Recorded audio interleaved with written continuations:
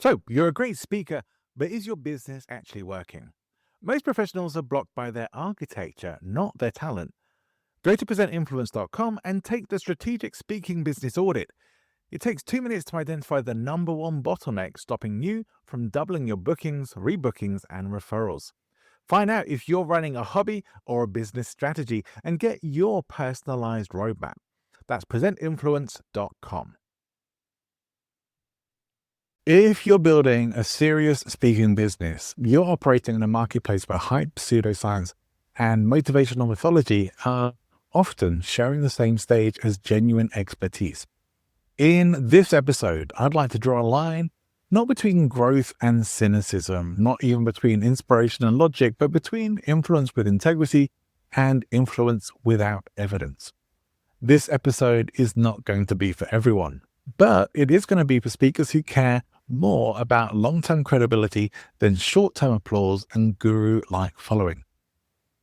Let me be clear right from the start. I'm not anti-personal development. I'm not anti-transformation. I'm not anti-energy, anti-emotion, anti-storytelling. I love all of those things. I work in this world, but there is a problem. Speaking is a persuasive medium. It always has been, since Aristotle, even since long before him. Personal development is emotional. It always has been. When you combine persuasive communication with emotional intensity, you create something powerful. And anything powerful is vulnerable to abuse. Over the years, stages have quietly started to become delivery vehicles for untested claims, mystical certainty, sciencey sounding language, the sort of trust me bro authority. You've seen it. Quantum this, quantum that, neuroscience this or that, law of attraction framed as quantum physics, triune brain theory presented as settled science. The idea that we only use 10% of our brains, things like this have been thoroughly debunked or at very least superseded in the scientific world. Some of these were oversimplified from the start and some were never evidence-based at all. But they sounded good. They were repeated often enough. They sounded technical. If the speaker was particularly charismatic and the room is warm and emotional, they stick. As the late great Carl Sagan put it, extraordinary claims require extraordinary evidence. A little bit of healthy skepticism is sometimes needed. The stage is not a religious revival. It's not cult recruitment. It's not theater for selling metaphysical certainty. It is a professional platform, and that matters. Here's the uncomfortable truth. Anecdotes are powerful. They're also the lowest standard of evidence. A personal story proves that something happened to you. It doesn't prove why it happened. Stories bypass our conscious resistance and they go straight to our emotional core, much as music can as well.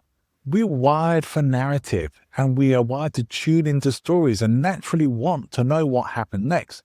And once the emotion is activated, our level of scrutiny and resistance or skepticism starts to drop.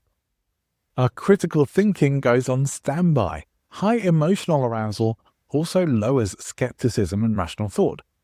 Confidence tends to signal competence. We usually associate the two, even when competence isn't necessarily there. And that's not a moral judgment. It's just a cognitive bias, and we all have it. I have them, you have them, we all have cognitive biases. We could all benefit from having, as Edward de Bono would have said, a more beautiful mind, cleaning up some of our cognitive biases, challenging some of our beliefs, identifying logical fallacies that we may be perpetuating, that we could actually improve our thinking and the level of truth and certainty we have in our beliefs by investigating them a little more and giving a little more scrutiny. TED built its reputation by curating experts.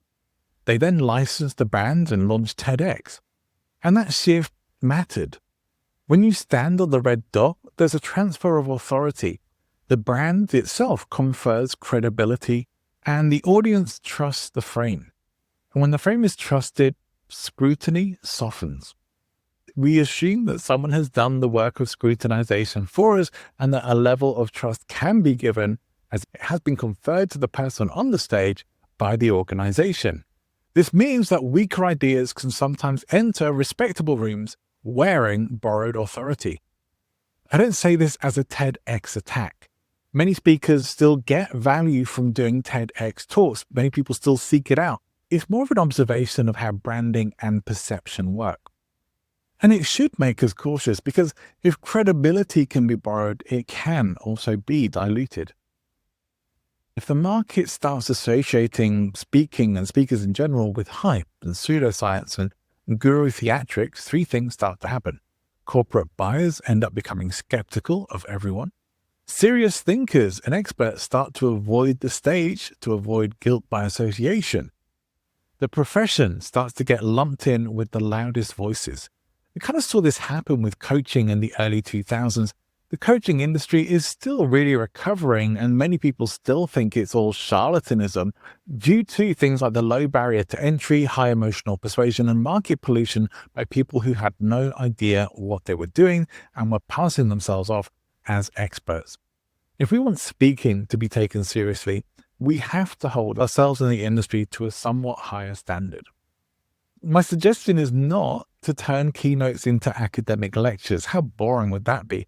Let's keep the stories, let's keep the energy, and let's keep the transformation. These are all important, but let's also check our sources, not take AI's word for it all the time, or not just think that an anecdotal story is in itself proof. Let's stop using sciencey words that we don't fully understand. Let's maybe challenge some of the preconceived ideas that have been passed on by experts and may not be as true as we thought them to be. We can start to distinguish more between metaphor and mechanism. We could be a little more honest about the limits of our claims. If something is your personal experience, say so. If something is evidence-based, cite it properly. If something is emerging or being debated, acknowledge that. Intellectual humility doesn't weaken authority. It actually strengthens it. It shows that you're willing to do the work, and you're presenting things in a way that make your statements even more credible. So here's the tension.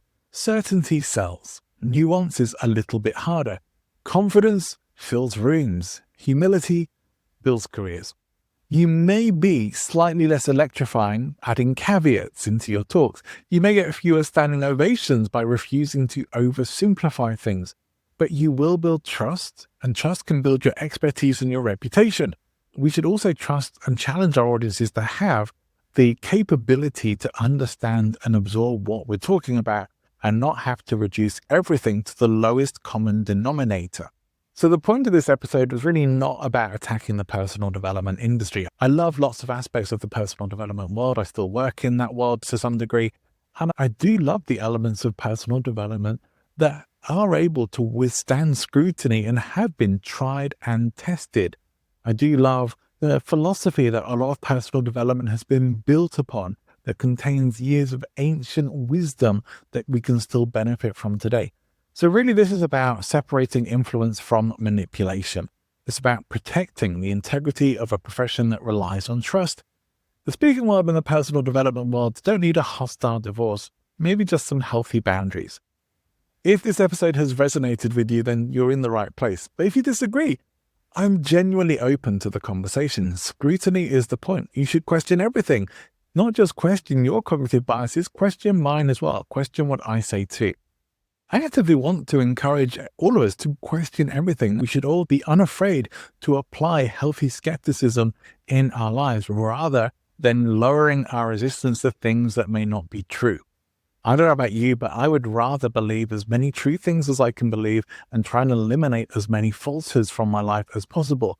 It won't be perfect. Nothing ever is. But it will improve our thinking and our confidence in the things that we do believe. Even when I was actively involved in the church and often told not to question things, I always thought that if you didn't really question your beliefs, you didn't really own them. They weren't really your beliefs in the first place. They were dogma. They were scripts. The whole point of this episode really then is being about how to think and not what to think. I hope it's had some value for you. Thanks for listening, especially to our new listeners. Lots of new people coming on to the show. Welcome. What are your thoughts? Is this resonating with you? Am I making you mad? Am I wrong? Do you have something to add to the conversation? Get in touch. And if you're enjoying the show, leave a 5-star rating on Apple or Spotify because it's a great signal to others that the show is worth checking out. Coming up on Professional Speaking, he's got one of the top downloaded TED Talks of all time, several great books, and some great insights to share on listening. He's also a personal friend, and his name is Julian Treasure. You won't want to miss it, and for now, have an amazing rest of your day and week, and I'll see you soon.